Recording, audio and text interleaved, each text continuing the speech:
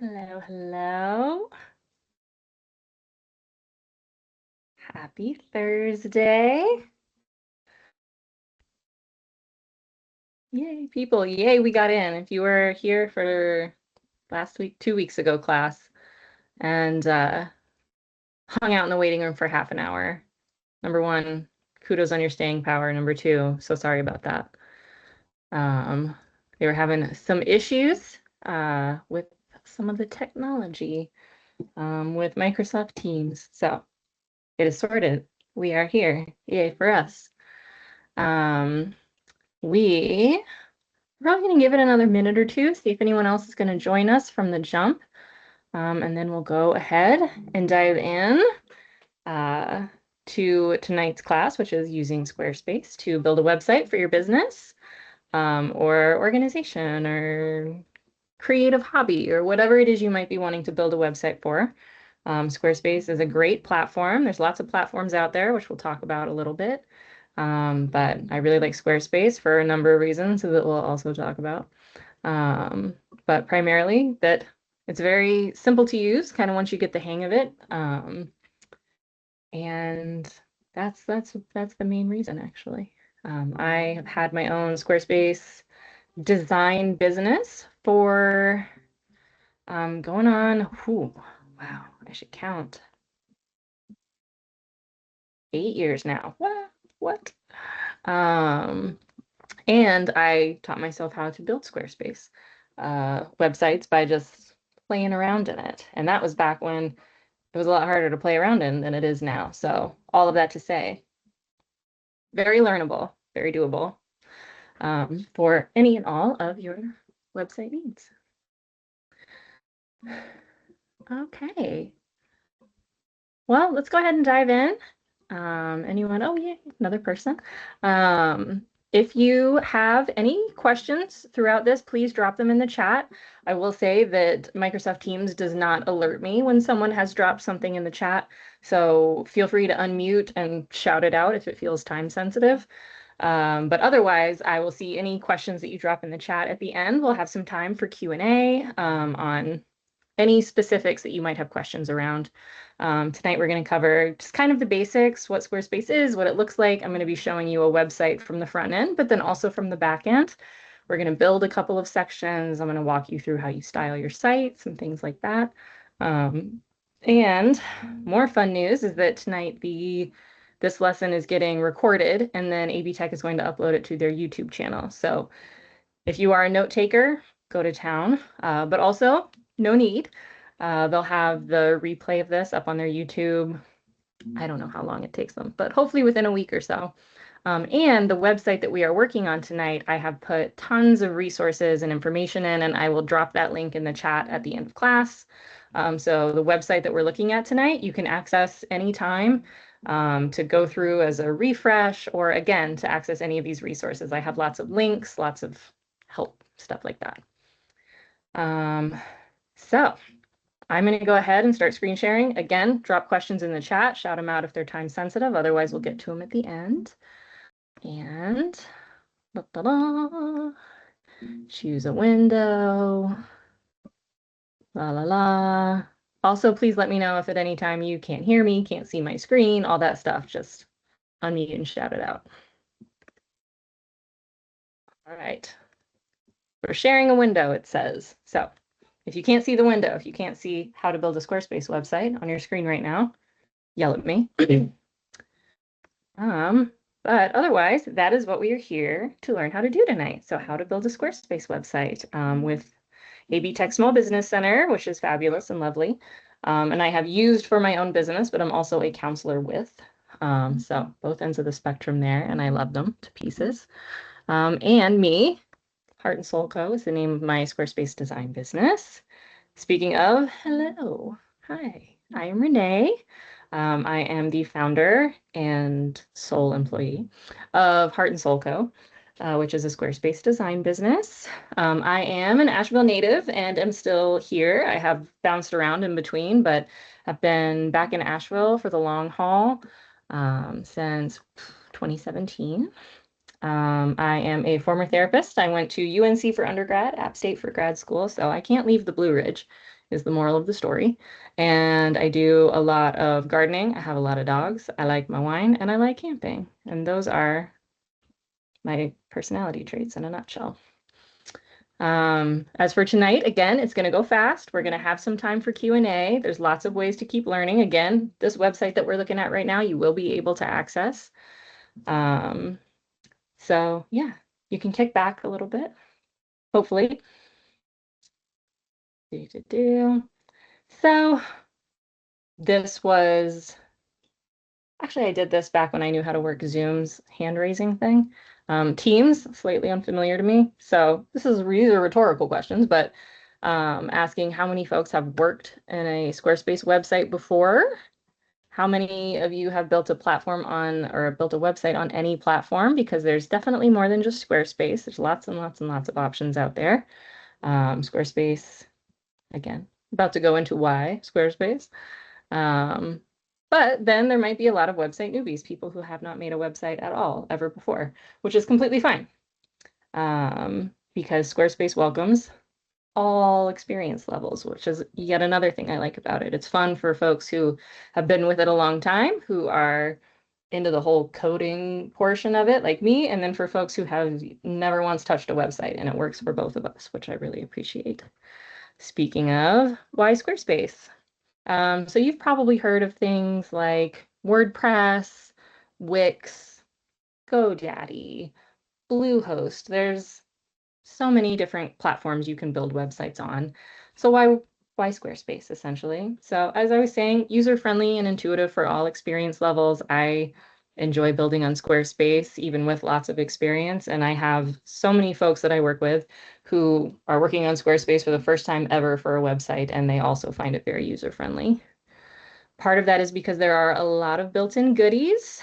And so what that means is you may have also heard the term plugins before. And so a lot of these other website platforms like WordPress, for example, you need to get this kind of plugin to make this aspect of your site work, and you need this plugin to make this work. And WordPress is a fabulous platform for folks who do have more specific needs or developer type needs with their website. But Squarespace builds a lot of their stuff in so that you don't need to attach all these other things to your website. So there's so much stuff that's already just kind of like built into Squarespace that you don't have to think about, which is just so nice and delightful and fewer things to think about or to have to know technologically. And then Squarespace is design forward while also being feature focused. Big fan of that because I love pretty things, but I also love functional things. And Squarespace has those two meet in the middle in a really delightful yet efficient kind of way. So you can make these really beautiful websites, but there's also a lot of tools there to help you out. Event calendars, blogs, online stores, your e-commerce in the background, membership areas, just so many different kinds of things that you can, oh, this is my cat. Okay, that's it, if you're gonna stay here. And then last but not least, support everywhere. So Squarespace has exceptional user support. They have amazing help articles. They have how-to videos for almost everything. If you have a question about Squarespace, they probably either have an article on it or they have a community forum where someone has asked that question before. Again, as I mentioned earlier, I taught myself how to use Squarespace 8 years ago, and that's because I could go to all of these help articles and I could go through all of these community forums. And so there's a lot there that can kind of help you on your website building journey. But then, of course, since we're about transparency, when should you not use Squarespace? And my recommendation is typically if you have complex or some sort of multi-level e-commerce. And that just means if you are selling things at a storefront, but then you're also selling a handful of things online, or you have a lot of inventory, like a lot of inventory. I'm talking about like 50 to 100. Like if you have a lot of moving pieces when it comes to e-commerce, selling things online, especially products online, things you have to ship, stuff like that. Squarespace has a great online platform for products, but it tends to do better if you don't have too many products that you need to manage. If you're doing multi-level e-commerce, highly recommend Shopify. because they just have so many more e-commerce tools that you need when you're kind of in the weeds like that. So that's when I would recommend potentially not using Squarespace. Pretty flowers. So what can your Squarespace website do? Again, Squarespace, a lot of these built-in features, you can have a blog on your website, portfolio, you can have a membership website where people pay to access some of the content that you're putting out. You can sell online courses where you can record videos or have PDF handouts or have folks kind of go through a journey that they can just purchase and pace on their own. Online stores, again, you can sell physical products that you ship, but you can also sell services. You can sell digital items like recordings or, again, PDFs or ebooks or things like that. So online stores with a lot of capability. You can do scheduling through your website. People can set appointments with you. You can manage your availability. Event calendars. You can even do invoicing on Squarespace now. You can send out invoices to any clients that you have. So Squarespace is really a nice all-in-one tool, which is my preferred thing. The more stuff I can keep in one place, the better I am at keeping track of my life. And so Squarespace is really kind of your one-stop shop for a lot of these things. Yet another reason that I really like it, and that it can do so much for a small business or an entrepreneur. So before we dive in, just covering some terminology I might use here and there. Squarespace 7.0 versus 7.1. If you are brand new to Squarespace, this doesn't have to mean anything to you. Squarespace had what they called their 7.0 version up until about 2020, 2021. So if you have worked on Squarespace before and you worked on Squarespace before 2020, this might look a little different to you because we are using Squarespace 7.1 now. Squarespace 7.1 has been the main thing for a handful of years. And there's a handful of differences. So again, if you are new to Squarespace, don't pay attention to this at all. The only thing to remember is your website will be on Squarespace 7.1. And that's all you need to know. It's not going to matter in the grand scheme of things, essentially.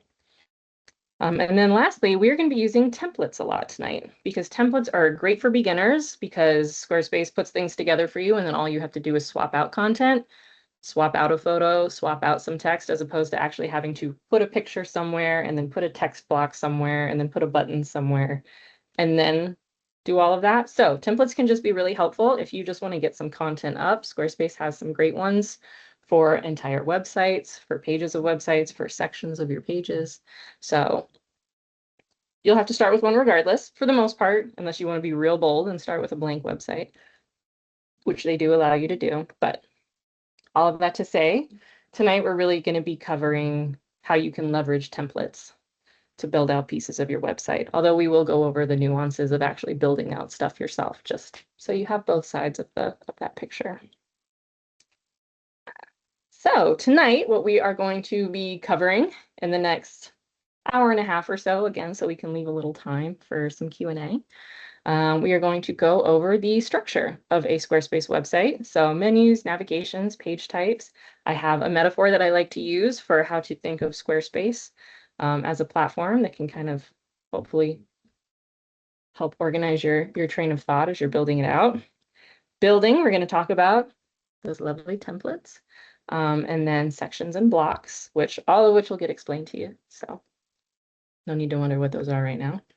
Styling, how you can set your fonts and your colors for your website.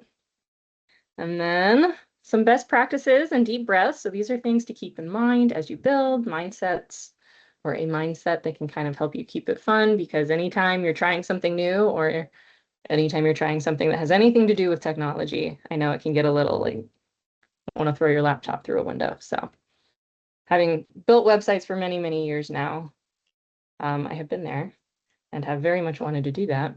And ergo, I'm going to help walk you through that a little bit. And then our wrap up, we're going to have our Q&A and then some ways to keep learning all of the Squarespace goodness beyond this class tonight. So without further ado, we are going to go over here to the basics and start with structure. So Squarespace structure. So we're going to start talking about menus and pages. And to do that, what we are going to do now is jump from what we call the front end of this website. So looking at this website as if we are someone who has Googled it and landed on it, to the back end of this website. So when you have a Squarespace website, this view is going to look very familiar to you. You've started your website. Here it is. You're going to have a home menu over here on the left, and then your website over here on the right. And what we are going to do tonight is spend 98% of our time in pages. That is also where you're going to spend 98% of your time when you have a website, I can almost guarantee you. So this is where we're going to be spending a lot of our time, but this is what the back end of your website looks like once you have it built. You log into your Squarespace account, you click on your website, this is what it's going to look like. Now I'm going to click into pages because we're going to be going through our pages. And again, we are going to start with structure, menus, and pages. So again, what we were just on is our home menu. So every single person on earth who has a Squarespace website sees this menu. It has home, and then website, pages, and styles. I have them bolded here because those are the two places you're going to spend the most time. But then you also have things like assets. So any photos or videos that you upload get stored there. You can upload them here, but you can also just upload them as you go or as you build. Products and services. So this is if you have an online store, you'll spend some time here. Content and memberships. So if you have a membership website or you start selling some online courses or something like that. Scheduling, which Squarespace has a, I don't know if it's technically considered a sub-company, but their scheduling service is called Acuity. And this is how you can manage that, manage your availability, your calendars, all those things. Donations, if whatever you're doing accepts donations. Invoicing, which we talked about, you can invoice folks through Squarespace. And then campaigns, if you decide to run your email marketing through Squarespace, yet another capability that it has. Contacts, if you have folks who buy things or fill out forms on your website, all of their information gets stored here. Analytics, so that you can see who's on your website. And then finance, which is where a lot of your numbers live, again, if you've got some e-commerce going on. 99.9% of your time is going to be spent in pages and styles, regardless of what kind of website you have. So that's where we're going to be spending our time tonight. Last but not least, down here in this little bottom corner is this tiny little gear icon. You're going to see a lot of gear icons in Squarespace, but this one down here is your settings, and that's just going to bring up your settings menu. So this is a lot more of the behind the scenes nitty-gritty type stuff that we're not going to super dive into tonight, but this is where some of that stuff lives. If you have questions about it, again, we'll have a Q&A. So diving into our page menu. So what I mean by page menu is when you go into pages, it's right here. So pages are the literal pages of your website. So on this website, for instance, pages, we have an intro or a home page. We have structure, a building page, a styling page, a best practices page, keep learning page. So those are the pages that we're talking about. Whenever you're on any kind of website and you see this at the top, this is what they call navigation, or what I'm going to call navigation, what Squarespace calls navigation. Just so, again, on the same page with terminology. So our page menu, what you have is main navigation up here, and then a section that's called not linked down here, which houses pages on your website that exist, but that people cannot find unless you send them directly to it, aka if they, hold on, I'm so very sorry, let me turn that on. So this is where maybe you're going to build a new page and you're not ready for folks to see it. That's where this could live. So these pages exist. You can look at them, you can edit them, you can update them, but they don't live up here at the top in your main navigation. So anything in your Squarespace main navigation is going to show up at the top of your website. Whereas things down here, the not linked section, this is where pages are going to live when you're not using them. They don't need to be up here, things like that.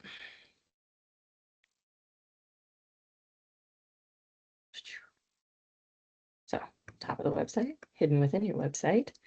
And then we have page types. So as you're kind of perusing this menu over here on the left, our Pages tab, our page menu, you see a handful of different symbols. A little dog-eared page, little rectangle and a triangle. That's pretty much it. Actually, some other classes. We have a little pen. We have a little cart icon. So all of that is indicating different kinds of pages in Squarespace. And what I mean by different kinds of pages is, I'm going to click on this plus button, and it's going to show you all the different kinds of pages that you can add, starting with templates. Yay for templates. So, different kinds of pages you can add to Squarespace. You have home, about pages, contact pages, team pages, FAQ pages, but you can also add things like product pages, which is how you would start an online store, by adding a product page. That is what this page is right here. Again, cart icon, you have this whole separate menu that pops up if you're going to build an online store on Squarespace. I do teach a class about that for AB Tech from time to time, which is why this page exists. But that is how you'd add an online store, by adding an online store page. And that's how Squarespace works. You can add just these regular pages that explain things about the team, things about your services, but then you can also add pages that get you an online store, or you can add a blog page to start a blog, a portfolio page to start a portfolio, things like that. So that's, again, when we talk about those built-in goodies in Squarespace, it's as easy as adding a certain kind of page to start a blog or a portfolio or an online store. And then Squarespace just has all of the features that go along with that built into the background. Very nice. But if you're just building a page or a website that is just about you, about your services, you want people to be able to get in touch with you, then they have a lot of pages like this, where all of this stuff is already laid out for you, and then you can just go in and add your pictures and add your text instead of the placeholder text, essentially, that Squarespace has. So the contact pages have some contact forms on them. So you can see what that looks like and see how you like those. And then if you like it, then you can just go in, swap out the headline, a photo, some text down here, some text on the form, and voila, you have a page built. But you didn't actually have to add this text block or this photo or this form. So it takes a little bit of the work out of it if the work is not something that you're interested in diving into, which is completely fair, by the way.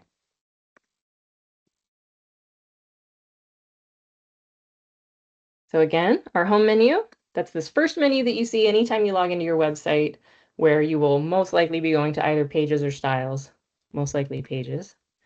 Once you're inside of pages, that's where we talked about our page menu, where we have our two different kinds of navigation, the main navigation that shows up at the top of the site, and then the navigation down here called not linked. You might be wondering, what is member sites? Member sites is a navigation that gets turned on when you have a website where you are selling membership access, aka people have to, pay a subscription fee to access any of the new content you're putting out, stuff like that.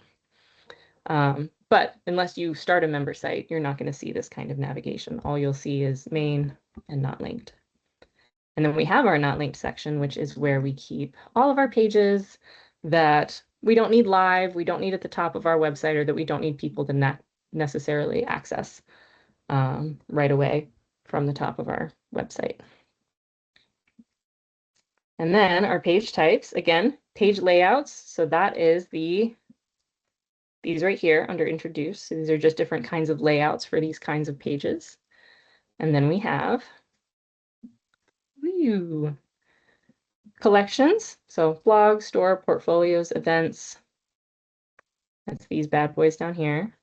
Products, memberships, scheduling, those kinds of things. And then down here at the very bottom, we have our last two that you can add, two kinds of pages. The top one is called a drop-down, which is how we create things like this, where you can hover over this, excuse me, and then have different pages underneath it.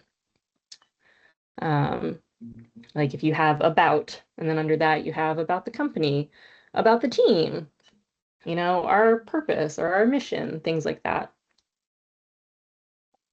Where all of that counts is about, but you wanted them to each have their own page because you have a lot of information, that kind of stuff.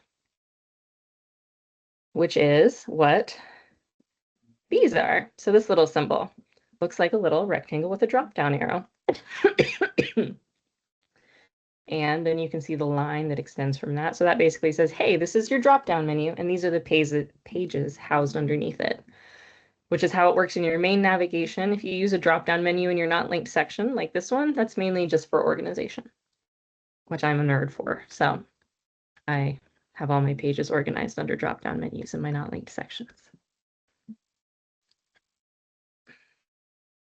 Okay, the Squarespace blueprint. So this is kind of my metaphor for how Squarespace operates, and we'll be referring to it tonight from time to time, especially as we head into our next section, which is building out a Squarespace website. And that is that your Squarespace is made up of three main components: pages, sections, and blocks, and they are all tied together with site styles, and I like to think of them as nesting dolls. So this is just like a cute little picture I found of nesting dolls. And what I mean by that is that you have this big nesting doll. At first, it's all you see, and it's your website. That's your entire website, but your website is made up of pages. So that's the next nesting doll that fits in there. So you have a website that's made up of pages, and your pages are made up of sections. And then your sections are made up of blocks. And then there's two extra nesting dolls in this photo that have no purpose, but they're very cute. And then we can tell that all of these things go together because they're all kind of painted the same. You can tell right away that they're part of the same set. They all have the same little cute dot paint happening on them. And I like to think of that as your site styles, because we're going to cover site styles tonight too. And that is your fonts, your colors, essentially what ties everything together so that when people are on your website, they know they're on your website no matter what page they're on, because your fonts are all the same and your colors are all the same, things like that. So that is our Squarespace metaphor. We have your whole entire website. Your website is made up of all of these pages. And then once we're inside one of these pages, it's made up of sections like this, which is just a pretty picture. That's an image section. But then we have this section where we talked about menus and pages. And then within this section, we also have a text block and a line. And in this section, we have text, text, image. And those are all blocks. So, and we're going to cover all of those in action so that you'll have some context to go with them, all tied together with site styles, which is all of my headers have the same font. All of my body text has the same font. We got this nice cream, warm color scheme going because I am a true autumn. I am suffering right now in the summer, and I wish everything was just like different shades of orange and green and brown. But until autumn actually hits, I'll just drink ice water and pretend that my yard isn't full of mosquitoes. So that is Squarespace structure. So we've got your website, we got the back end, we've got a handful of different menus. Pages are where we spend the most time. We've got different kinds of pages we can build, these kind of regular ones, which, by the way, that symbol is a little dog-eared page. That just means it's a regular page. Nothing special to it. It's not a blog. It's not a store. It's just a page with information. Drop-down menus, and then we do have other kinds of pages, such as blogs and stores. And then all of that is housed website, pages, sections, blocks. Which brings us to building. So building our website. So we'll go to that page on our live website as well, which is also often how people differentiate. This is what they call the back end of your website when you've got this menu over here, and this is your live website, which is essentially your website as other people are viewing it. So more terminology so you know what I'm referencing when I talk about that. So we are going to build this section together on the back end of our Squarespace website. So that way I can show you how you can lay all of these things out if you choose to lay out your own sections, because it's good to know the basics of that. You can use templates where you don't actually have to lay out any of this, which we'll talk about a lot as well. But just good to know how to do it if and when you need to. And then we're going to lay out what is called a list section, which are sections like these where you can click on these little arrows and scroll through some information. So just kind of different kinds of ways that information can be laid out on Squarespace that you may or may not have seen on a Squarespace website before.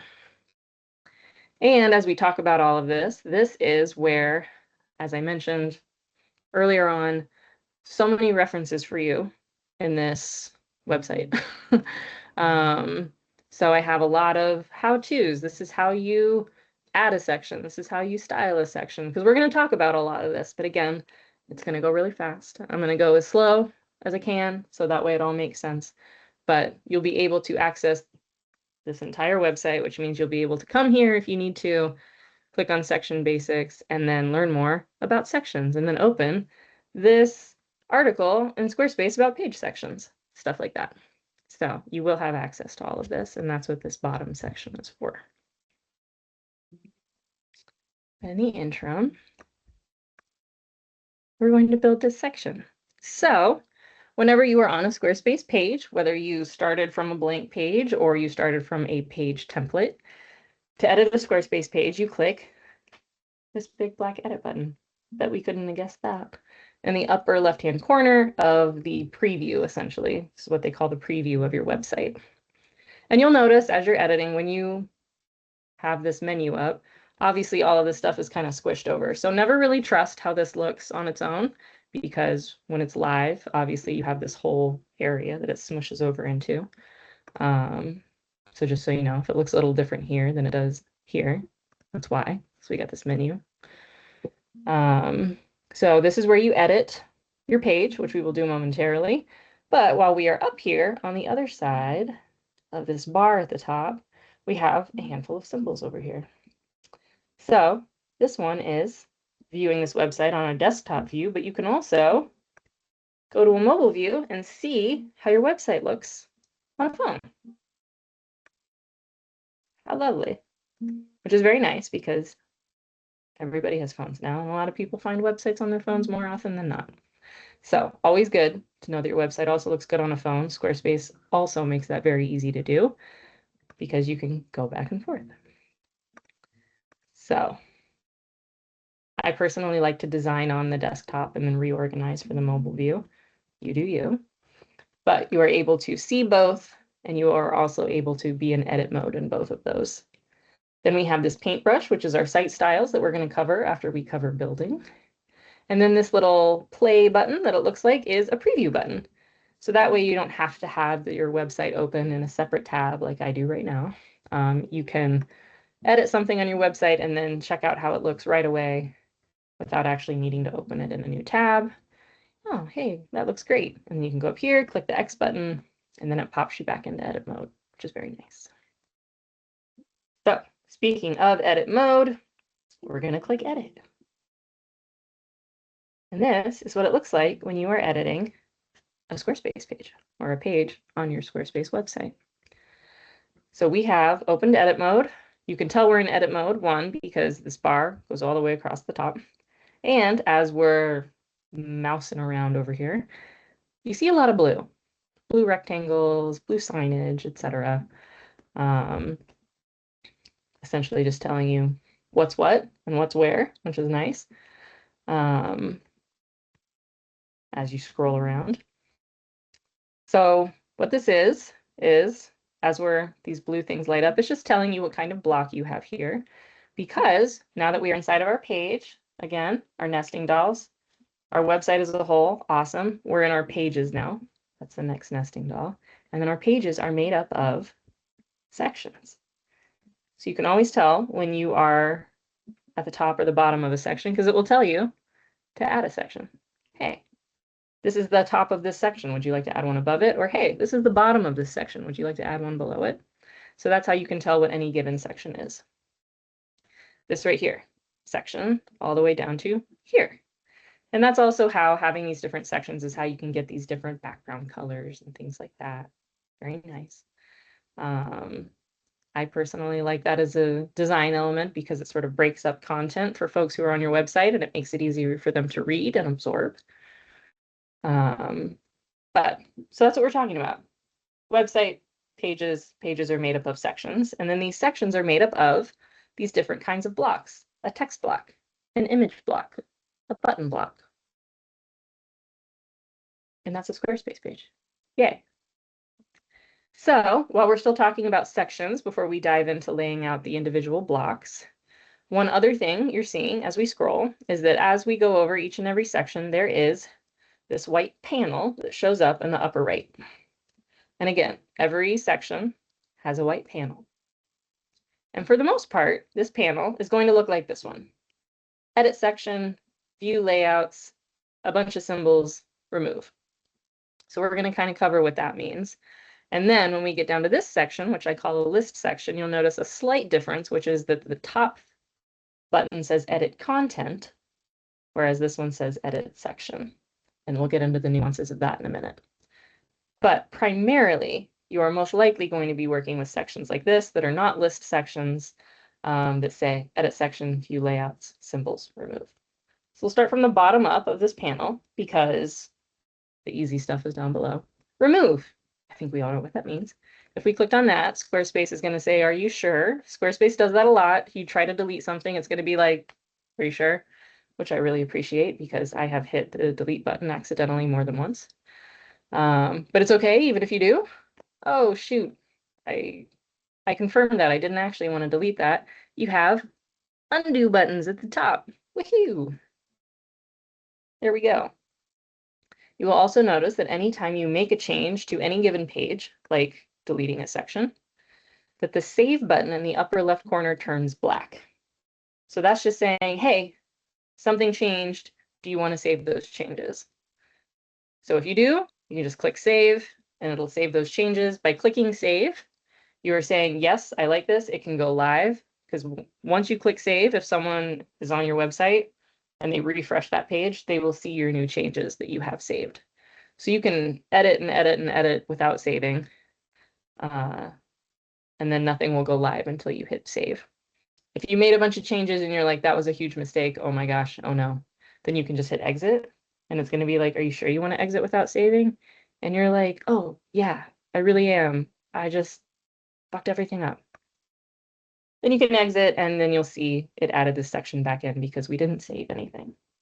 So lots of fail safes so that you don't accidentally delete stuff that you wish you hadn't deleted, and or if you've gone in and made a bunch of changes, you can reverse.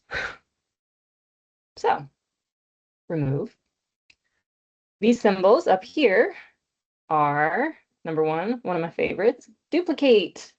I love duplicating a section. I love doing it super, super easy. And honestly, if we were going to build this section, this is the easiest way to do it. Click duplicate, and then bada bing, bada boom. Every single thing about this section, from where this link goes to what the image is to where this button goes, is exactly the same. So that comes in handy if you really like this section and then your page is kind of long. We have this section, we have this section, and you want that section down here, but you'd really love to have that section without having to manually add a headline, a line, a picture, a text box, a button. You can just duplicate it, and then you can bloop, bop over to these arrows and move it down, and then move it down again. Down, down. Thank you very much. And now we have that same section that we have up here at the bottom, but I didn't have to lay any of this out. And now I can just go in here and change the text. I can go in here and change the picture. Voila, saved us a lot of time. So duplicate is very helpful. The up and down arrows just mean you can move your sections around the screen, which is nice. If you build out a section somewhere and you're like, oh, shoot, I'd love this closer to the top of the page, you just hit the up arrow. And then this heart is a fun thing as well. Let's say you love this section. You don't need it again on this page, but you'd like to duplicate it maybe on another page that you have somewhere else in your website. You can just save this section to your website. And then if we went on, I'll go ahead and save my changes, sure. Any other website or any other page, our best practices page that we'll get to in a few. And we click edit. We want to add a section. We're going to cover this in a minute. Don't panic. We can go to our saved sections because we just hit that heart button. And there it is. We can add that section here. And now again, we can just type in our new text, swap out our new picture. Good to go.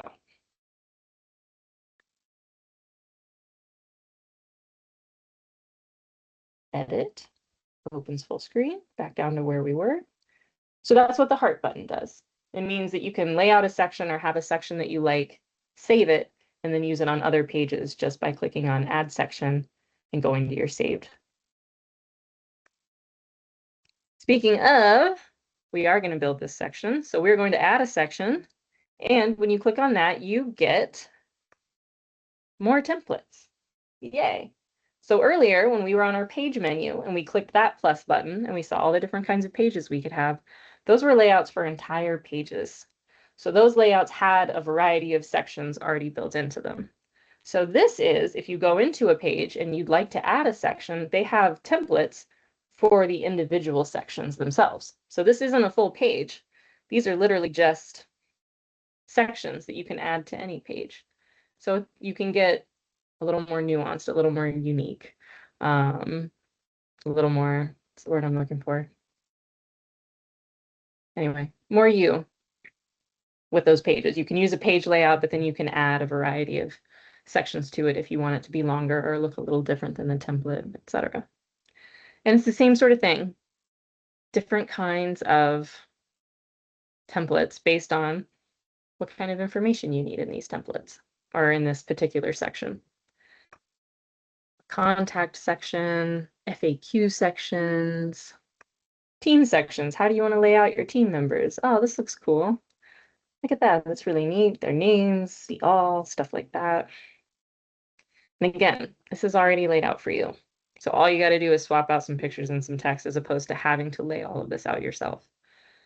And you don't have to use a team section for a team page. You can like the layout of this and know that you want to just swap these out for pictures of your services or pictures of your products or something like that. So there's just a lot to choose from here when it comes to how you want your site to look. And you can add any of these to any of your pages anywhere, again, just by clicking Add Section. Now, since I do want us to build this section from scratch so we can get to know the blocks a little bit, I'm going to add a blank one. Section. Classic editor, you can ignore unless you're familiar with Squarespace 7.0. This is something that is left over from 7.0. That again, if you are new to building websites, stick to this one, just because this one has different rules that I will not be teaching you tonight. So we're going to add a blank section. There's our blank section. And now that we are on our blank section, we are going to go back to this panel over here, which is what we were talking about a minute ago. So every section has a panel. Remove all of our fun symbols where we can duplicate, save, and move things around.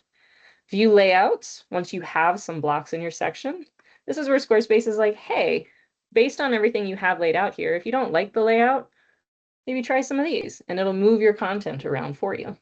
So if you're like, I don't feel very creative, I don't really know, I know I need a headline and this paragraph and a picture, but I don't know how to make it look good.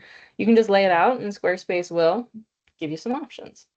So that can be fun and also a nice way to save you some stress if digital creativity is not your bag. But oops, see? Accidentally deleted a text block. I'm going to undo. I'd like that back in there. There we go. Undo features are clutch. But anyway, so view layouts, that'll show up once you have blocks. Like here, we have a blank section. You can't click on it because there's nothing for Squarespace to help you lay out because we haven't laid anything out yet. And then last but not least, we have the edit section panel. So if we click on that, this opens what I call section Narnia. And you'll notice that Squarespace has a handful of Narnias, as I like to call them, which is basically you click on something and then it takes you into this whole world of other things, which again, we'll cover in our deep breaths and best practices, because you might get here and be like, what is all this stuff? It's like when you go to the grocery store and you stand in the peanut butter aisle and you're like, why are there so many different kinds of peanut butter? I just want peanut butter. Someone just give me some peanut butter. I don't want to have to do this. Squarespace can feel like that sometimes. Any website platform can feel like that sometimes. Any tech can feel like that sometimes, where you're like, this is too much. I just want this to be simpler than it is. So anytime we're referencing Narnia, we are talking about elements of this site that you may or may not want to mess around with. For instance, I'm not going to deep dive into the design tab. We are going to talk a little bit about the background tab, but that's just so that we can talk about how to add pictures to them. And we are going to talk a little bit about the colors tab, but when we get to site styles. So anyway, but I did want you to know that this is where you can find those things, should you desire to do so. Once again, down here in this section on the live site, I have section styling, and I go into a deep dive of that edit section Narnia. So you can find the edit section Narnia down here with lots and lots of information and links and all of those things right here. So don't need to learn everything in one night. Maybe I'm just telling you guys that because I tend to get overwhelmed by this stuff. So I worry that other people do as well. So that brings us back to our new blank section where we are going to lay out all of this cool stuff. So there is a fun key that you can press on your keyboard, and it is the G key, G for grass. When you hit that, or as I guess I should say, G for grid, which is what hitting the G key brings up. So in the background of all of your Squarespace sections, there is a grid, and that's how you can tell where all of your content is landing. I love a nice grid. I love the organization of a good grid. So I always turn the grid on, and you can turn this grid on and off by hitting the G key. I like to have the grid on as I'm laying things out so I can make sure that they're level with one another. Or, I want the button to come to the bottom of the image. I want the text to start at the top of the image, stuff like that. And then when I want to see how it looks afterwards, I hit the G key again, and all of that stuff goes away. And I can see just how it looks normally. So the G key can be helpful as you're laying things out. Again, I like it and appreciate it, so I'm going to turn it on. And then we'll head over to the left side of our section, which is where you can see the add block button. Boop. So if I click on that, this is where you're going to find all of these super cool, delightful, yummy blocks, which are literally referred to building blocks, the building blocks of your Squarespace sections. And referring back to our nesting dolls, building blocks make up sections, sections make up pages, and pages are what make up your website. So we're on this end of the spectrum. We're here with our blocks. I'm going to choose a text block. There are lots and lots of blocks, as you can see. Quote, calendar, scheduling, code, stay away, things like that. 95% of the time, you're going to use one of the ones in essentials. Make that 98% of the time. And then of these essentials, you are primarily going to use text, image, button. Those are the most important pieces of a website, having imagery that makes sense, and then having text that disseminates information, and then having buttons so people can get around your website. So we're going to add text because the first thing that we have up here is a text block, and we can tell because anytime you hover over a block of any kind, in the upper left, it tells you what kind of block it is. Also helpful. Image block, line block. So add text. Anytime you add a block to a section, it's going to add it somewhere in the upper left quadrant. Can't tell you why. That's how it does it. So we're going to build this section. So I'm going to type it out. I click into my text block and I type, we're going to build this section. Huzzah! However, you might notice that this text looks remarkably different from this text because this text is a lot bigger. If I click into this text block up here, so I can see my cursor flashing, you'll notice that this bar shows up at the top. If you've worked in any kind of word processor ever before in your life, a lot of this looks familiar. Bold, italics, centered, left align, bullet points, things like that. If you've used Microsoft Word, Google Doc, anything like that, you know what those mean. In Squarespace, some remarkable differences are right here is where you can choose some color for your text. Highlight something. Pick a color from a palette that we have pre-laid out in our site styles, which we're going to cover next. Or you can choose literally any color under the sun by clicking on custom. So that's where your color lives. And over here, where in a word processor, such as Google Docs or Microsoft Word, you would have your choice of fonts. Here, you have 4 different kinds of headings and 3 different kinds of paragraphs, and you essentially pre-format those in your site styles, which we're talking about next. But you can see here, we have clicked in here, and there's a little check mark next to heading number 2, so that must mean that this is heading number 2. You can also tell because it says it right there. So we'll go down here, and heading 2, there we go. Now, you can see these little squares pretty much in all the corners. So this one goes from one side of the screen to the other. So I'm going to click on this and drag it all the way across to this side. And then I'm going to center it so it looks like that section above. And then I like to just make these as small as they need to be. You can see we had some extra white space down here, not necessary. So I'm just going to take that square and drag it up. And now we have our first block in our section. So then next we have a line. So I'm going to go back down here. I'm going to click on add block again. We're going to add a line. Again, always adds it to the upper left quadrant. I'm going to click and drag, which you might hear a lot too, that Squarespace is a quote unquote click and drag editor, which just means you add stuff, you can drag it wherever you want. It's very nice. And again, that goes all the way across the screen. So I'm going to click and hold and drag all the way across. And now we have our first 2 blocks. Next, we've got an image, we've got some text. So I'm going to add an image block. Upper left, I'm going to drag it down here. And this goes all the way to the middle. The middle is identified with this little dash blue line, which I greatly appreciate. So I'm going to drag it over there.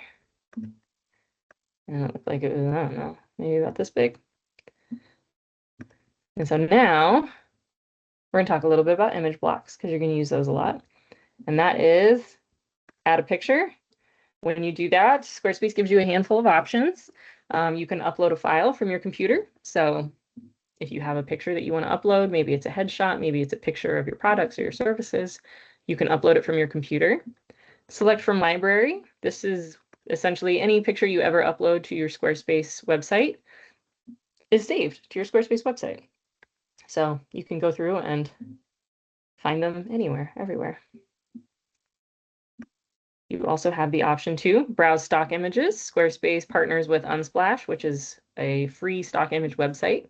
You can also go for premium stock images if you want to pay for a specific kind of image. And then if you click on a web or on an image, it's going to tell you how much it costs up there. You can pay for it before you post it. And then last but not least, brand new Squarespace feature, because everybody has AI these days, is that you can generate an AI image.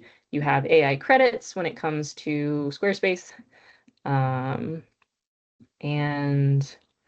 I have tried it out because, of course, and it's actually very good, surprisingly enough.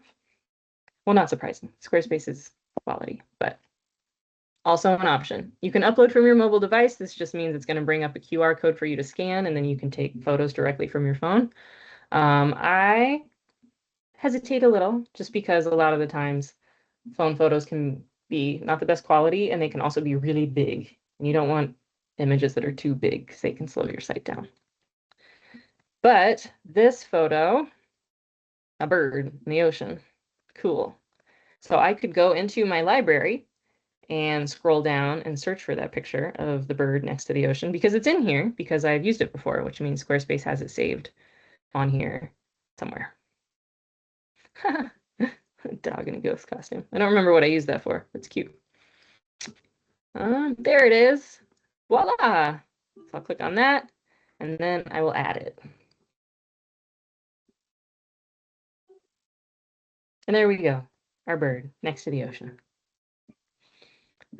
There are a handful, again, if you double click on your image, this is how you can replace a photo. Double click on it and it gives you the same set of options. Then you have some design options, and you always have animation options. This just means if someone hovers over the picture or as they scroll, it can do something cool. I appreciate animations.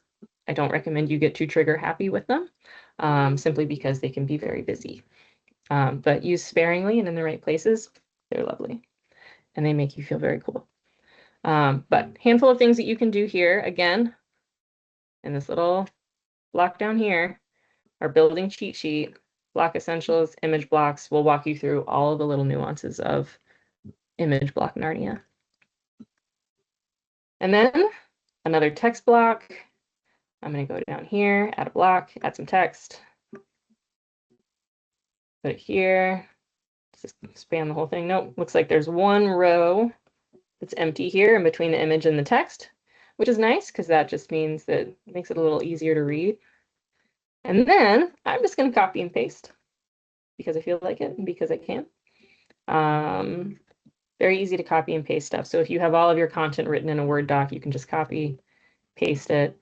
A lot of times it copies and pastes the format, especially if you copy and paste from within Squarespace. But again, this text looks like this because we're using heading 3. And this text looks like this because we're using paragraph 2. So that's the difference between those two and how easy it is to switch it up. And then last but not least, the button. Add block, button, very close to the top. Adds it to the upper left. We're going to click and drag it where we want it, which is down here. And then if we double click on our button, this is where we can change the text of the button. This says do some happy browsing. So we'll click on this. Do some happy browsing. And then this is where you can link things. So if you want to link to a page within your website, if you're saying like, here's a picture of me, here's some information about me, learn more on my about page, then you can link to your about page. Or this is where you can say something like, read my published works. I'm very smart and a lot of scientific magazines. Then you can link to said scientific magazine here as well. So that's as easy as copying and pasting a link. Or if you're linking to something within your website, you can literally just scroll down and find that page you're talking about. So if I wanted to link to the Keep Learning page, I could just find it here, click on it. Lovely. There we go. And then, whoops, that was the wrong link. I can remove it, click attach link, and then either copy and paste a link from somewhere else or choose a different page on my own website. You can also attach files. So if this button said download the PDF here, you can attach the PDF file. It has to be smaller than 20 megabytes, but that's the only caveat. Or you can link it directly to an email address where it says reach out to us today, and it pops open an email window if someone clicks on it. Or you can link it to a phone number, which, you know, if you're like, give us a call today to set up an appointment, then you can link it directly to a phone number. And then if they tap that on their mobile device, it will call that phone number. So lots of things you can link to buttons. In this instance, I linked it to Unsplash. That's right. Other fun photos that make you happy, you can go to unsplash.com. So I'm just going to copy this, go down here, double click, attach a link. I'm going to paste that link from above. Anytime you are linking to a website that is not your own, I recommend having it open in a new tab so that way people don't lose your website if they go down some sort of internet rabbit hole.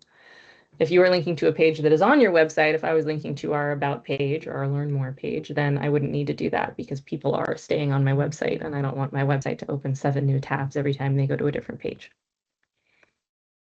Great, great, lovely. I love how it looks. It's exactly what I wanted. I'm going to go up here and click Save.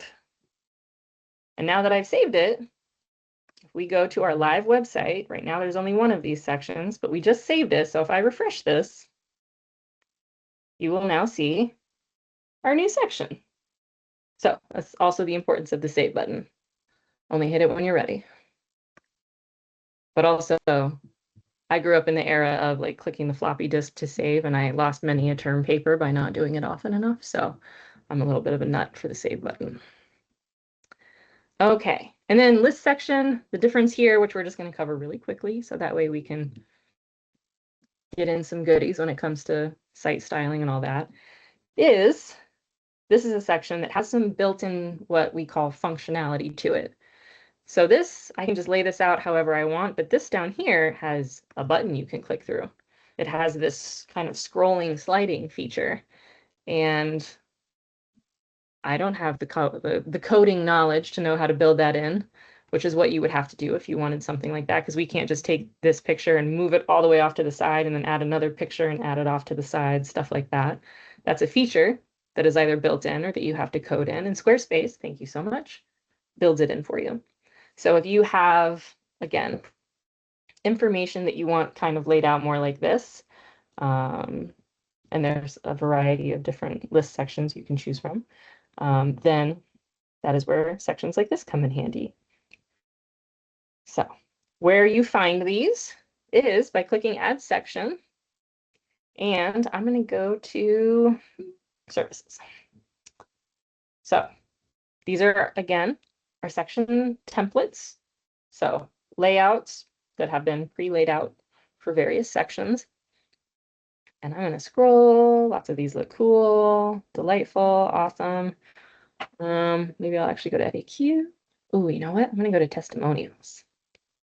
So, oh, these are neat. I like these. Then I stumble upon this section, and you'll notice templates that there's an eye in the top corner of this. There's not an eye in the top corner of that. Not an eye in the top corner of the rest of these over here. Oh, but here's one. There's an eye in the top of that corner.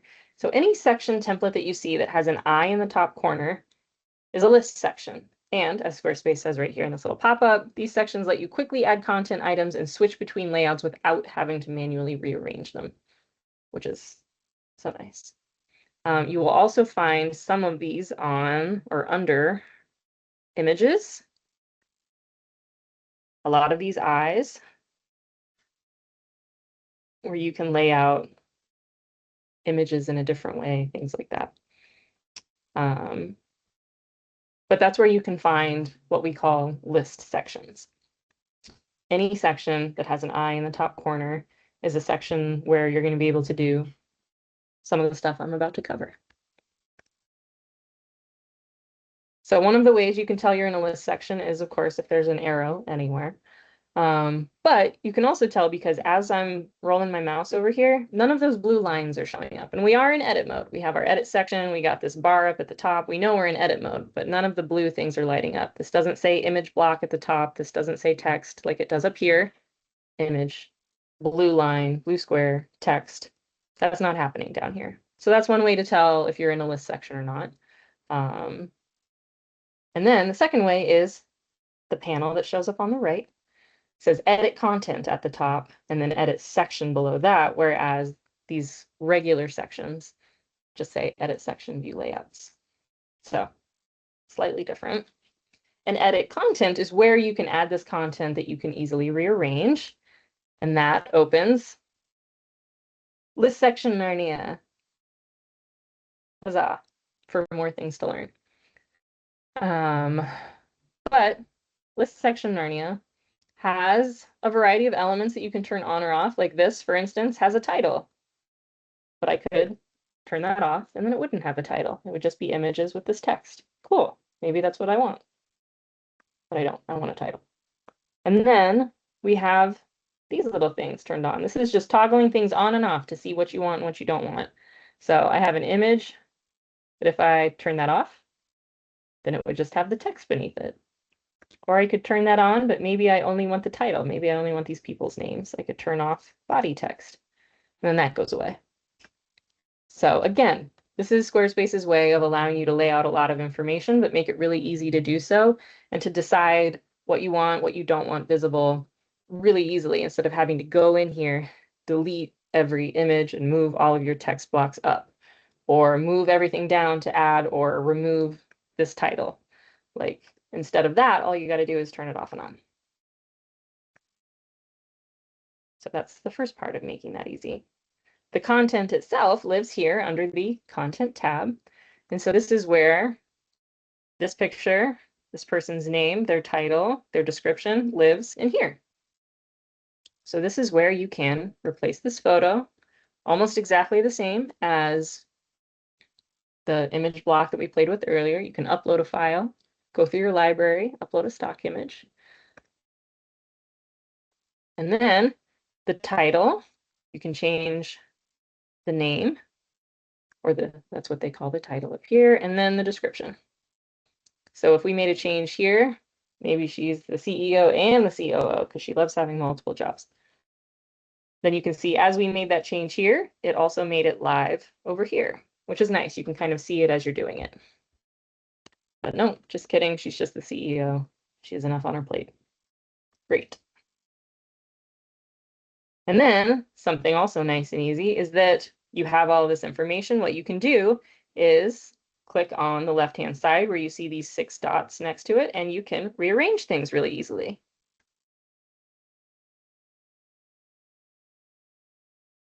Again, that's so much easier than if we were up here, if we had laid out in a regular section 3 separate image blocks, 3 separate text blocks underneath those image blocks, and then we realized that we needed Carl to be all the way over on the left and Eleanor needed to be all the way over on the right. Then we'd have to move Carl's picture and move his description and move Eleanor's picture and her description. Whereas here we can just be like, oh, Carl goes up here, Eleanor goes over here. Boom. So that's what a list section can be good for as far as that goes. And then again, being able to change layouts really quickly in the design tab. At the very top are the 3 main ways that you can lay content out. So this is what's called a carousel, which just means it's a carousel of images and text or whatever you need it to be. But we could also have a banner. Ooh, hello, Carl. And then we could click through people this way. Or we could have a simple list, which just means here's their pictures. There's nothing fancy. There's no arrows, nothing scrolls. It's just a simple list laid out, but it's really easy for us to move things around, change team members. You know, maybe they don't run their business so great, so there's a lot of turnover. Uh-oh. Then you can delete people and add new people, things like that. So that is what list sections are and what they are good for and how they are different to play around with than sections like this. Here, no add blocks button, nothing. Everything that changes about this section takes place here, which makes it really, really easy to rearrange and readjust and relay out.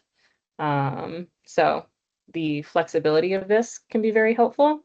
And then, of course, the customizability of regular sections where you can add blocks and things like that is what's nice about regular sections as well.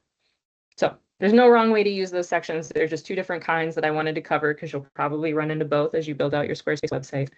And they just operate different ways. And it's mostly about you and how you need your website to function for you. So there's no wrong place to use either one of these types of sections. 90% of the time, you're going to be playing with sections like this, but these really can come in handy.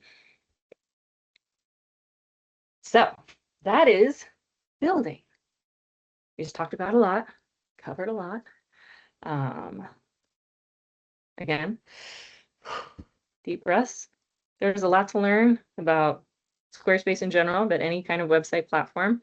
And a lot of it is just playing around in it, which is, yes, something that is part of the deep breath section.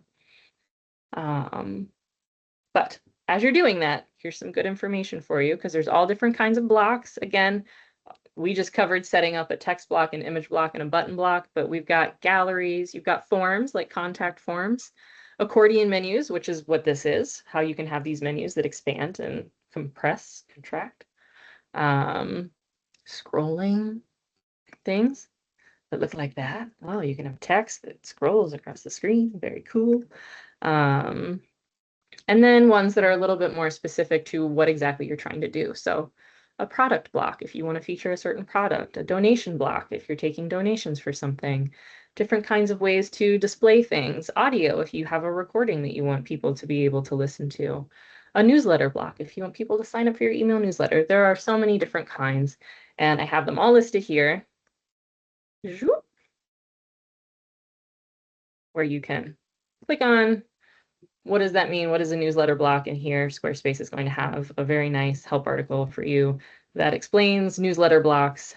They typically have a video that goes with it that explains how they work, and then all of the teeny tiny nuances of all of that stuff. Again, Squarespace support is 10 out of 10.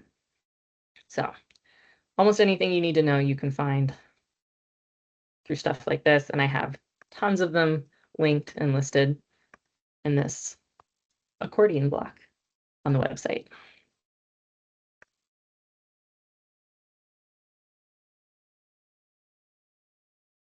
Huzzah! So next, after covering all of that, we are going to move on to styling our website. So I'm gonna go ahead and save all of our changes because they were cool. And then I'm gonna click exit because I want to get out of edit mode and get back to my main menu over here. And on our live site, I'm gonna go up here and I'm gonna go to our styling page. So we talked about the structure of Squarespace, website, pages, sections, blocks.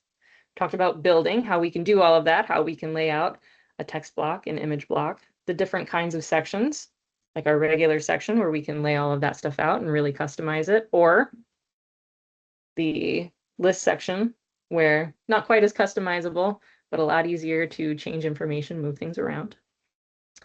And now we're going to talk about that part of our nesting dolls where everything's painted the same. You can tell how everything is all one. No matter what page we're on this website, you know that you're on this website, partially because you're observant and you can tell because you can read things, but also because we got fonts and we got colors all aligned. And chances are you're going to want to do that on your website. Have a specific font or two, and then have some colors. So the basics of Squarespace and site styles takes place, as I mentioned a little earlier, in this little paintbrush, your site styles. You can also access this by going back to your home menu. We've spent this entire time in the Pages tab. That's where we've been since we started doing this example. But you also have styles. So this button right here and this paintbrush right here open up the exact same thing, which is a panel on the right called Site Styles. So Site Styles is where you house, or a more appropriate word is pre-format, your fonts, your colors, your buttons, forms, and other miscellaneous things. We are going to focus mostly on fonts and colors because those tend to be the most important things when you're setting up your website. As you might have noticed, when we are in edit mode, again, if we're in a text block here, we can choose from 4 different headings and 3 different paragraph styles, and then a monospace style that they, I don't know, throw in for fun. But we can't say, like, wait, where's my Times New Roman? Where's my trebuchet? Where is my sans serif, Georgia, whatever your font of choice is, whenever you're on a word processor. None of those are here. How do I set a font? You know, if I want this to be Times New Roman, where do I find that? So the way Squarespace works is that you essentially pre-format your fonts and you pre-format your colors. So that way, when you're actually designing your website, your fonts are already taken care of and your colors, your palette's already there.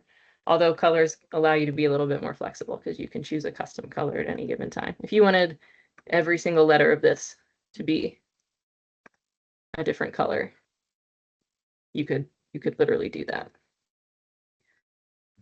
Don't, to be perfectly honest, but you could. Unless like rainbow is part of the brand, then I would not make every single letter of anything a different color, primarily for time saving purposes, but also That can be a lot. Anyhow, pre-formatting. And this is something that I do whenever I am working on a client's website, whenever I am building a new website, whenever I am doing something on my own website. I set my fonts and my colors before I do anything else. Personal choice. But again, I do that on all my clients' websites. When we dive in, if there's anything going on with the colors of the fonts, the first thing I do is figure out my site styles. I go to their paintbrush, I check this out, and I see what's going on with your fonts, what's going on with your colors, because once those are all in order, then as you're building your website, you're just deciding which heading style you want. You're deciding which body font you want. And you're deciding, I want this to be this brand color, or I want this to be this brand color. And you're not actively trying to figure out how to make that happen because you already did it. It's already done.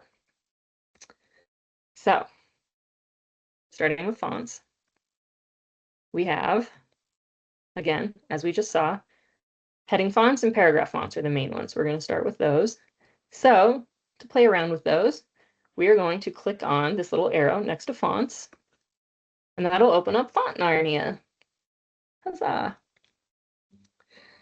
So, what we can see here is that Squarespace is telling me, hey, this is what your heading looks like. This is what your paragraph looks like.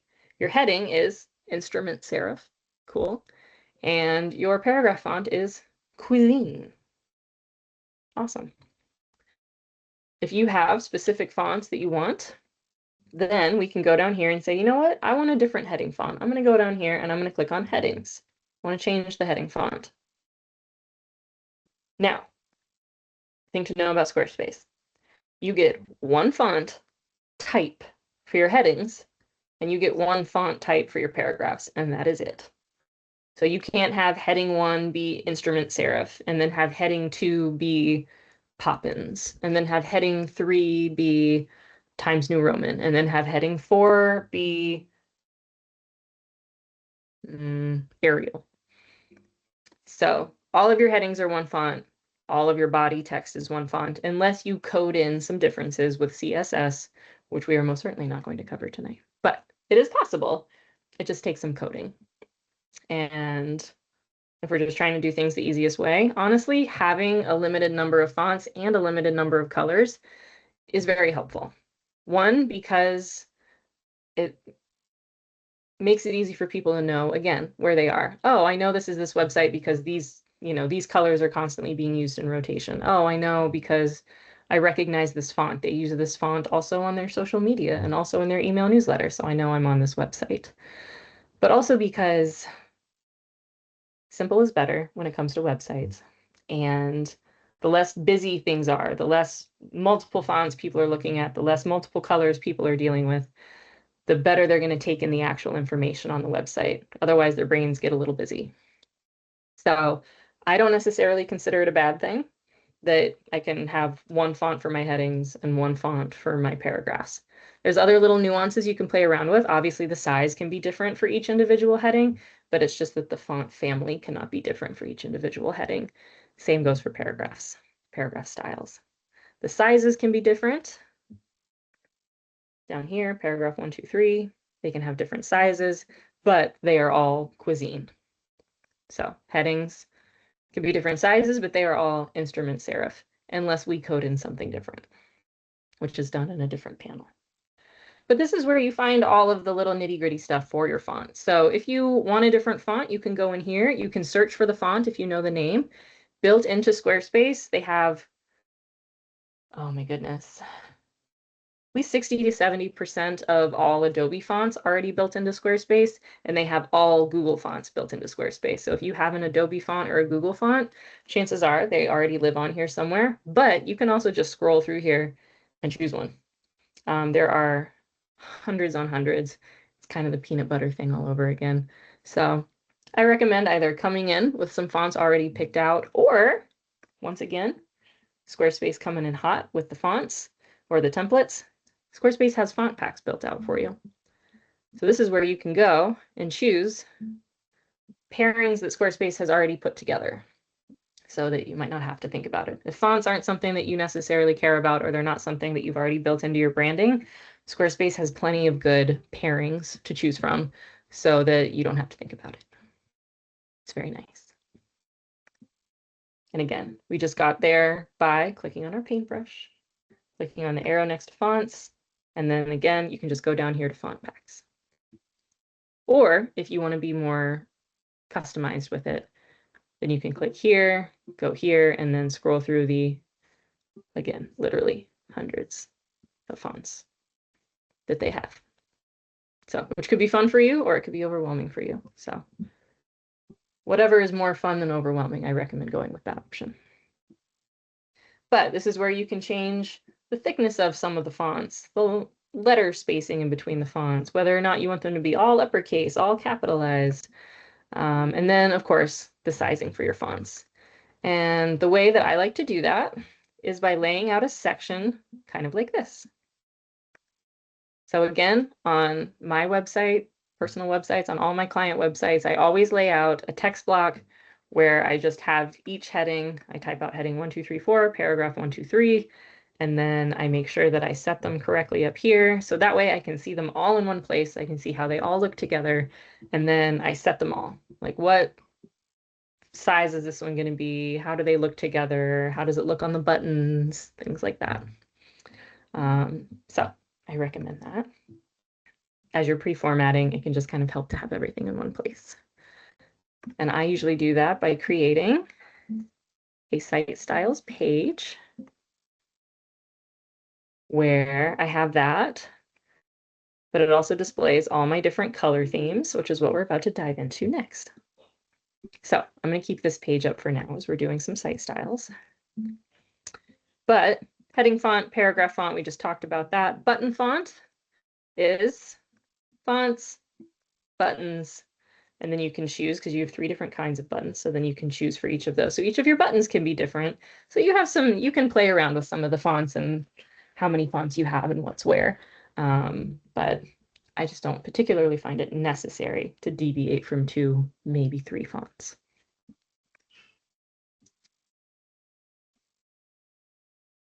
Then we're going to pop over here to colors. And Squarespace has what they call color themes. They've got 10 different color themes. And that all takes place in the colors panel. So when I click on that, this pops up, and you might have seen these before when we were in edit mode. When we clicked on edit section and we entered section Narnia, there is that tab that says colors, where you can see all of these. So again, these are things that you pre-format, but when we're in edit mode, if I wanted this, oh, I want this to be this dark background, I can click on that and voila, there it is, dark background. Maybe I wanted this to be my yellow background. Maybe I want this to be this background. Anyway, you get the picture. So that just gives you a variety of options so that you can set up pages that look like this, where you have this section, which is a different color from this section. It just kind of helps you break up your information.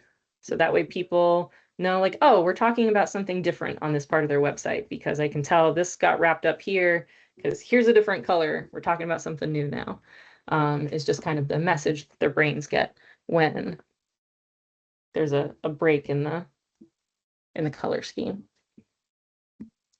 So again, can be very helpful when you're moving from one topic to the next as you're building out a website page, to shift background colors.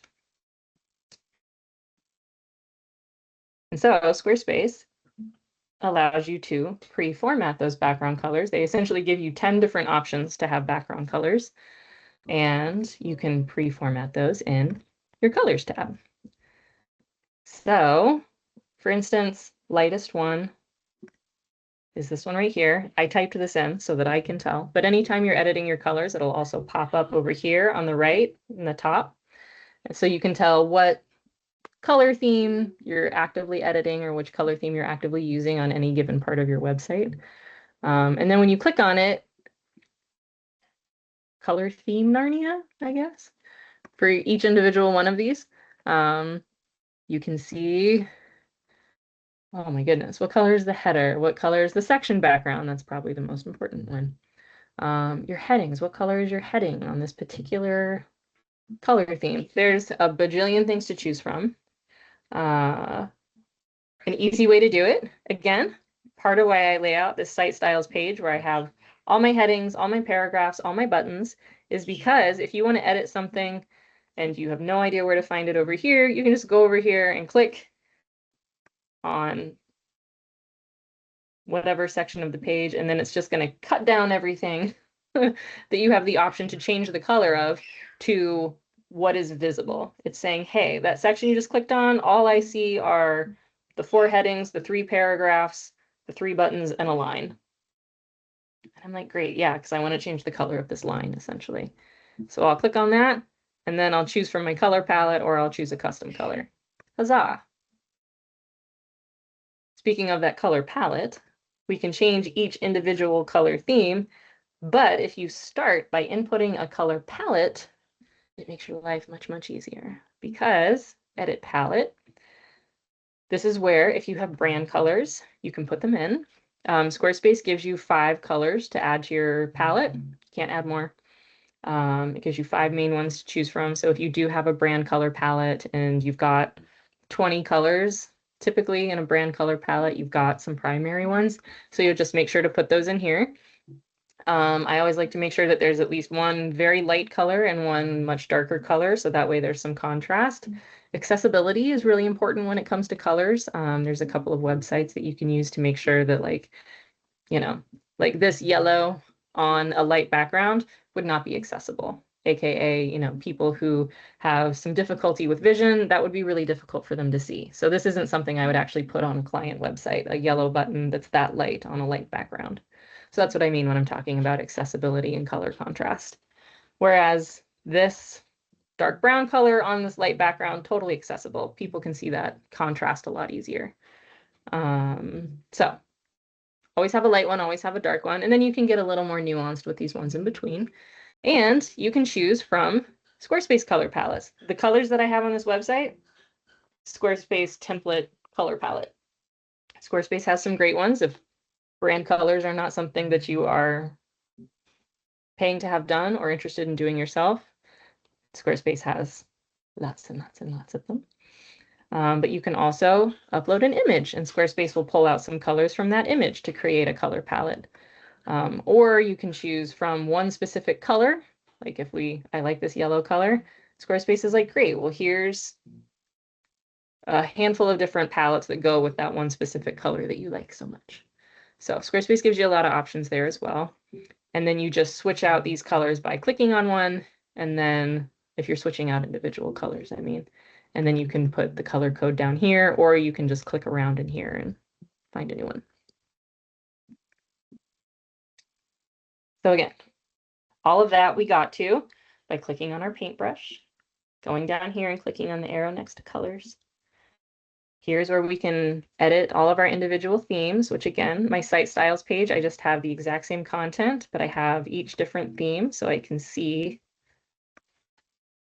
light number 2, light number 2. So if I edit anything right here, this is where I would take care of that. And then editing your palette is right up here, very top.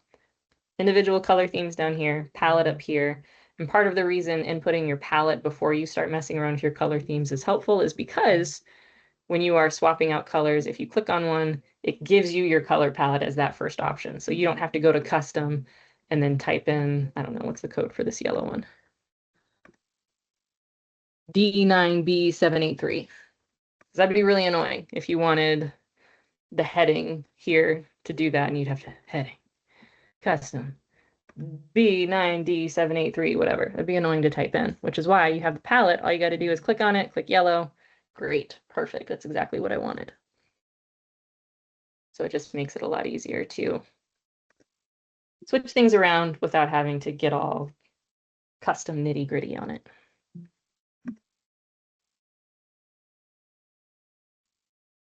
Now, talked about fonts. You can have one heading font and one paragraph font without coding in some differences.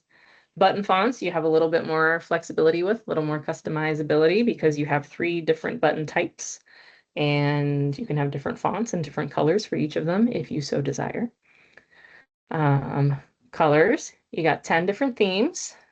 that allow you to change background colors, font colors, button colors, all those things. However, if you change, like if we went to the lightest one color theme, here we have lightest one color theme. I want to edit it.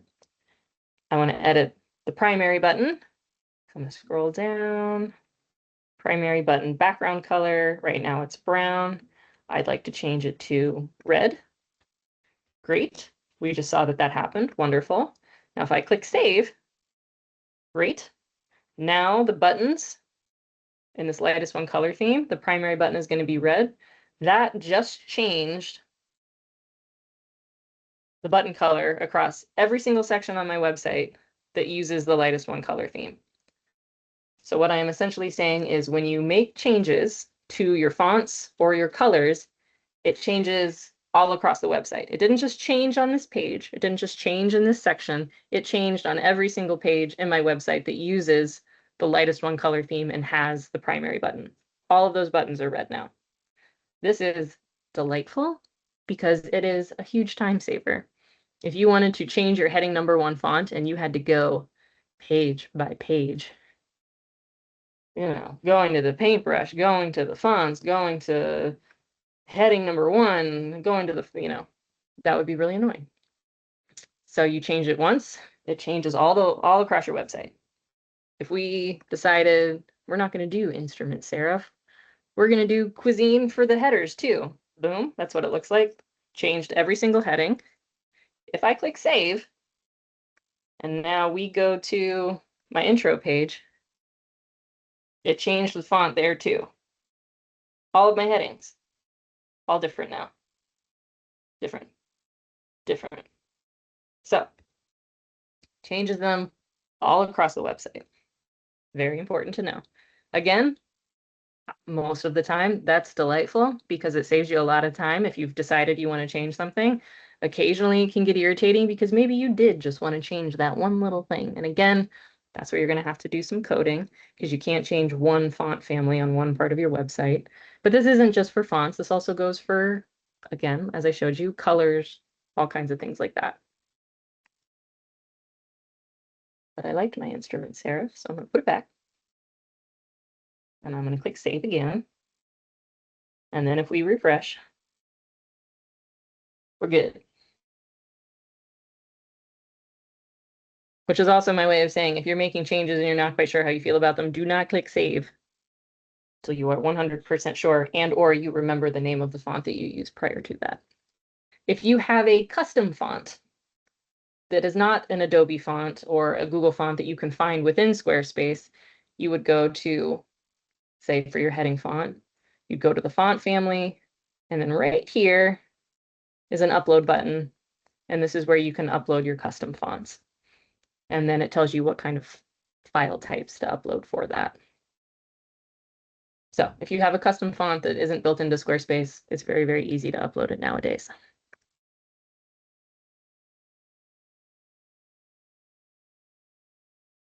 So changes you make in site styles will apply site-wide is essentially what I was just displaying. Hooray. All right. So those are site styles. So that is how you can pre-format your fonts, your colors, buttons. I'll just touch on super, super quick. Again, I clicked on my paintbrush, buttons. This is where you can change button types, button shapes. Rounded rectangle, you can have the pill shape. You can have a petal shape. It can be square. It can be oval. You can make custom corners. There's all kinds of things. You can have no fill, so then the button is just text, or you can have no fill and then have an outline. A variety of thicknesses, like this one down here. So once again, a lot of ways you can play around with buttons. Buttons are one of your most customizable things you got on here. Whereas again, fonts, you get one choice for heading, one choice for paragraphs. Colors, also a lot of flexibility, but limited number of palette colors you can choose, and then a limited number of color themes.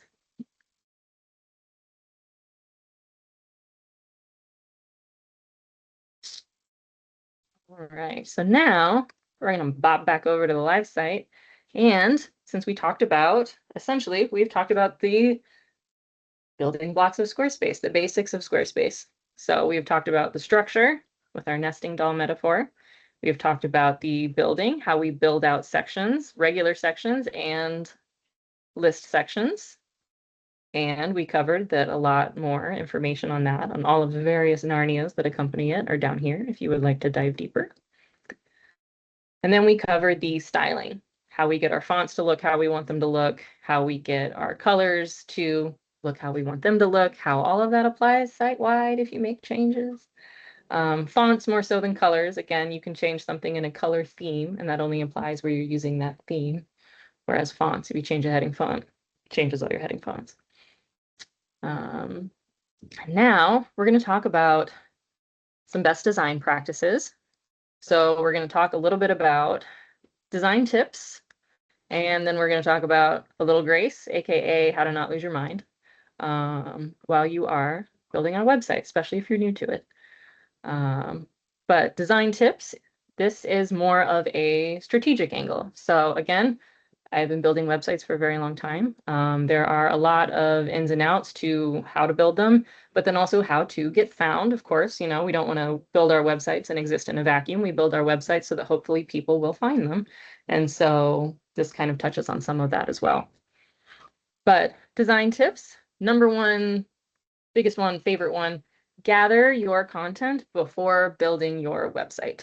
So write your copy, gather as many images as you can, have them ready to go. Having that foundation makes the website building process so much easier. If you are trying to figure out what information you want people to know on your website at the same time you are building out your website, that can start to feel like a lot because you're essentially deciding two very important things, but simultaneously. Whereas if you decide what information you want on your website first, then when you get to the Squarespace piece of it, it's just putting it into place. It's not figuring out what needs to go here. It's figuring out how you want it to look because you already know what goes there.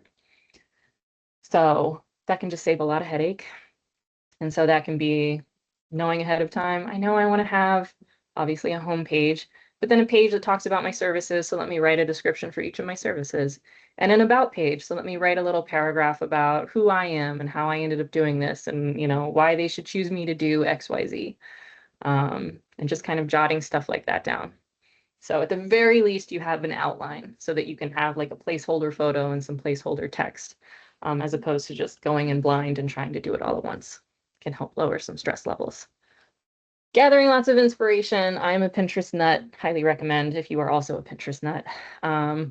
But inspiration from other websites that you love, even if they have nothing to do with what you're doing. If you are a wedding photographer, there can be a website that you love about ceramics and you just love how this page looks. So it doesn't have to match what you do. It's just the more inspiration, the easier it will be to build something out because you'll know what you like and what you want your site to look like and what you don't. Thinking about your layout from a visitor's point of view, you might have stuff you think is cool and good to know, but are they gonna want to know that right away kind of stuff? What do they want to know the second they land on your website?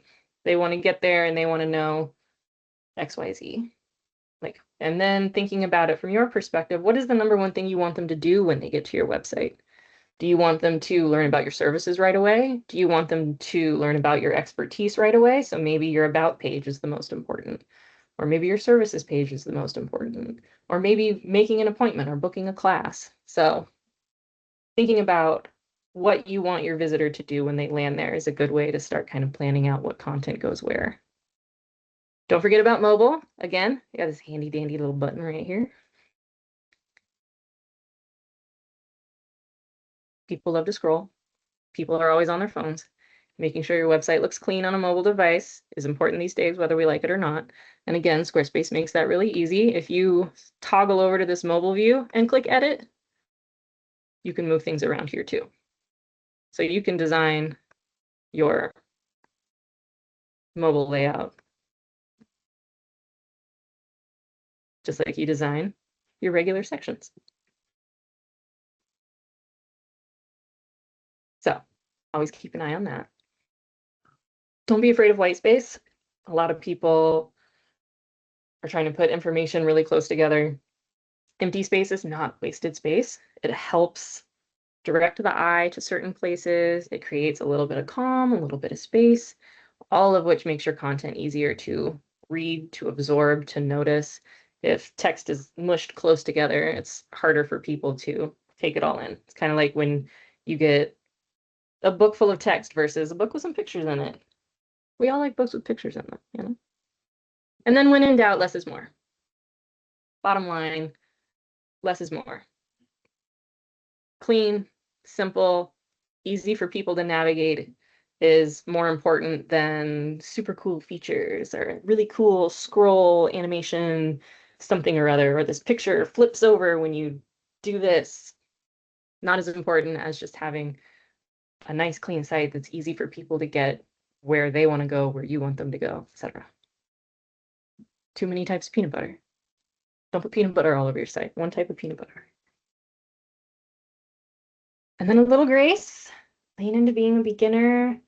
Learning to design a website on a new platform is probably new territory for a lot of folks. That's okay. Be a beginner. My mom always told me, be a beginner for as long as you can, because then you can ask as many questions as you want and no one's annoyed because you're new. I rode that wave through a lot of jobs, let me tell you. Very normal to change your mind. That's why we love platforms like Squarespace. Set up your website one way, love it, go back to it the next day and be like, oh, no, nope, that doesn't fly today. Totally okay. That's why having a platform that makes it easy to move things around is very helpful, because then it's never, oh, this is my final, like, it has to look like this. Otherwise, it's never going to be like that. Set it up. It's going to be fine for a while. You can always go back and change it later. You will get frustrated. You will want to throw your laptop through a window. You're not a business owner if you haven't wanted to do that at least once. And then taking a step back is always going to help with that. Go get a glass of water, put your laptop away for the night, and go back to it 2 days later. But getting frustrated doesn't mean you suck at website design. It means you are officially a website designer. The whole comparison is the thief of joy thing. Your inspo is there to inspire. It is not there for you to measure right against. It doesn't have to look exactly like another website. Just because yours doesn't do that cool feature thing doesn't mean it's any less important or informative. So use your inspiration with a little bit of distance. Play. Do so much play. This not linked section is a great place to click the plus button and add a blank page and call it the play page. Whoa, I don't know how that happened. Boom. Empty page, edit, add a section, cart around with different templates. This is a cool section template. What's in here? Do I like it? I don't know. I'm gonna add another section. What does a product section look like? Ooh, that's fancy. Cool, I'll play with that one. Maybe I'll add a blank one. Here's a blank section. I'm gonna play around with the background color. I'm gonna make it this color. I'm gonna add, I don't know, what does this block do? Let me see. Wow, cool. What kind of features does it have? What does stack mean? Have a play page. Nobody can see it. It's in your not linked section. No one's gonna lay eyes on it, but you can do whatever you want to it, and it doesn't matter if you mess it up, because that's what it's there for. Play, play, play. So much play. I'm gonna save it. I'm gonna save my play page with my weird sections. And then at the end of the day, it's just a website. It's an important tool, but it's there to work for you, not the other way around. So the wrong font isn't going to sink your business, and having a layout that doesn't look fancy is also not going to sink your business. No piece of this is going to sink your business or make or break your business. It's just there to help you disseminate information on your business, and also to help you have a place to send people, to help you not have to explain what you do over and over again. You can send people a link. You can put a URL on the back of a business card and know that all of the information that you need is right there and people can find you. That's what your website is for. And my last piece of advice, publish is better than perfect. You can get so caught up in the teeny tiny little design nuances of a website, but honestly, having it live and having a place to send someone, anyone, any of these people as you're getting your business up and running, or your organization or your creative endeavor, is more important than having it look picture perfect before you hit the publish button. Hit the publish button and then tinker. Because we all know how to tinker now. That's what we did all evening. We tinkered. We did some tinkering. Lastly, over here on our Keep Learning page, learning more web wizardry. This is where you can continue to learn with Squarespace. Again, their help center is epic. This is how I taught myself how to build websites, and it's been my business and livelihood for 8 years now. They have how to add content with blocks, moving your domain. Maybe you already own a URL, setting up your professional email. They have help articles and guides on absolutely everything. They have videos. They have webinars. They have the community forum, and do not sleep on the community forum. Put that down here. If you have a question about Squarespace, I can almost guarantee you that someone has asked it. I've had obviously 1 million questions on Squarespace over the years, and very rarely have I actually had to post a question in the community forum because most of the time someone has asked it already and it's been answered. Community, yay.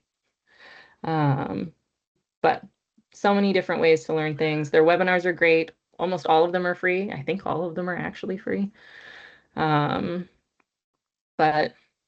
how to build a template, how to style and edit your fundamentals, everything we talked about with a little paintbrush, they deep dive into a webinar that you can watch at any time. Their new AI tools, if you're really getting into that, they go over everything that they've just put in, and they put in a lot of stuff recently. All kinds of things like that. So Squarespace, so many resources. AB Tech, as you know, because you're here, so many resources, events, programs, counseling. Again, I am one of their business counselors. If you have questions about a website, especially if it's Squarespace and you sign up for business counseling with them, I am the one that they hit up and they say, so-and-so has questions about Squarespace. Can you book out an hour to chat with them about some of it? And then we can one-on-one tete-a-tete. But that also goes for business accounting, business branding, business marketing. They have business experts who are local from all over to help with all that stuff. I have used their business counseling when I was getting my business up and running. I love them. They have workshops, they have seminars, they have their business incubation program, they have client success stories. AB Tech is delightful. Use them, use them, use them, use them. And then me, if you have very Squarespace specific questions or Squarespace specific anything, I am obviously a Squarespace nerd. And I offer one-on-one lessons that you can sign up for at any time. You can find a time that works for you online, pay online, and boom. I do have little coupon codes for that. And then also for design days, which is basically just where if you attended this webinar and you're like, all of this looks like garbage and I don't want anything to do with it, I'd like for someone to do this for me. I also do that. So there are ways to keep learning with me. But again, Squarespace is such an accessible platform that so much of it you can do with Squarespace stuff, all of which is free, and a lot of it you can do with AB Tech, again, all of which is free, most of which is free. So what I'm going to do now is copy this URL. I'm going to stop sharing my screen. I'm going to put this URL into the chat of this video. So copy and paste this. Dwayne may or may not send it out when the recording of this video goes up on YouTube or just kind of in a post-class message.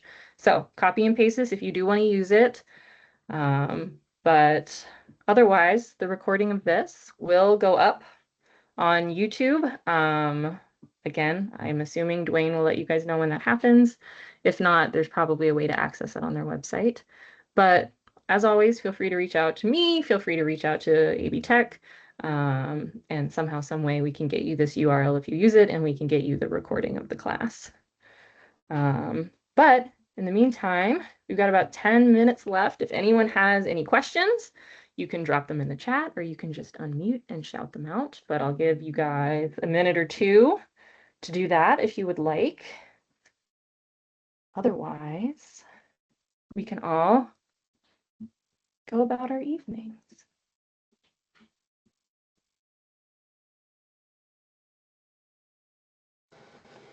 Renee, that was awesome. Oh, yay! You did you're really a great teacher. Thank you. That was incredibly helpful. Thank you. Oh, I'm so glad. Yay. That's delightful feedback. Makes me very happy.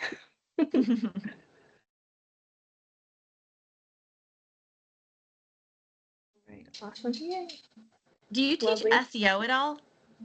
I do. We actually had an SEO class that we taught last week through Squarespace, but I do teach an SEO class with AB Tech. And if folks are interested in it, I'll definitely let Dwayne know, and we'll see if we can get that set up soon, because there's some SEO specifics with Squarespace. And then also just kind of understanding SEO in general, and then how AI is kind of playing into that is what we covered in the class last week. Oh, I missed that. Okay, is that do you ever do like courses on it, or is like a one evening kind of thing like this? It's last week was a one evening kind of thing like this. But again, we're always, AB Tech and I work together a lot. And so if that's something of interest, that is always information that I'm always passing on information to Dwayne about what folks are in the need for when it comes to all of that. So I honestly think a course on that would be great, just because there's so many nuances to it. And yeah, I will pass that along. Thank you. Yay. Great. Yes, SEO. Okay. Well, I will pass that along to Dwayne and let him know that at the very least, maybe we can do the SEO class that was last week. Maybe we can do that again sometime in the next handful of weeks, or again this fall at some point. And then I'll let him know that in this class specifically to send that information out to folks in this class.